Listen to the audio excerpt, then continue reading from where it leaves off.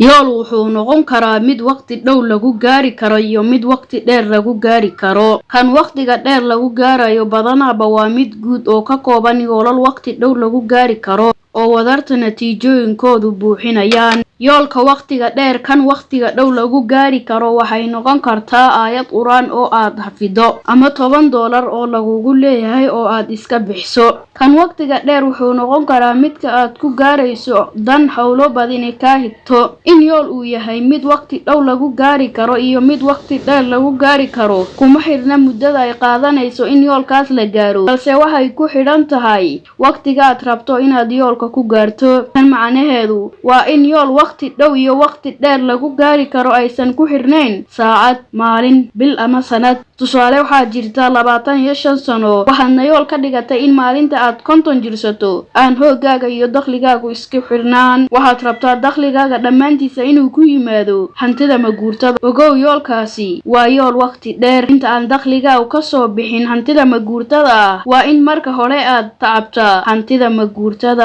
ah. sidaas darteed waxaa lagama maarmaan ah inaad kala jajabiso yoolkaas guud oo u qiibaso yoolal waqti dhow aad ku gaari karto kuna jihaynaya yoolkaaga guud, sida yool aad sanad ku gaari karto iyo mid aad 5 sano ku gaari karto. tusaale kale, waxaad leedahay imtixaano fara badan toddobaad kadib waxaadna go'aansatay in aad maado walba mar ka soo jeensato. marka waxaad yool ka dhigatay in aad diyaariso imtixaanka xisaabta ugu dambeyn beri. waxaad og tahay in maadada xisaabtu ay ka kooban tahay cutubyo kala duwan, sidaa darteed yoolkaaga waqtiga dheer waa in aad ugu dambeyn beri maadada xisaabta aad imtixaanka u diyaariso. laakiin yoolkaaga waqti dhow wuxuu noqonayaa inaad cutubka koowaad dhamayso 9 subaxnimo ka hor, cutubka labaad aad dhamayso duhurka ka hor iyo wixii la mid ah.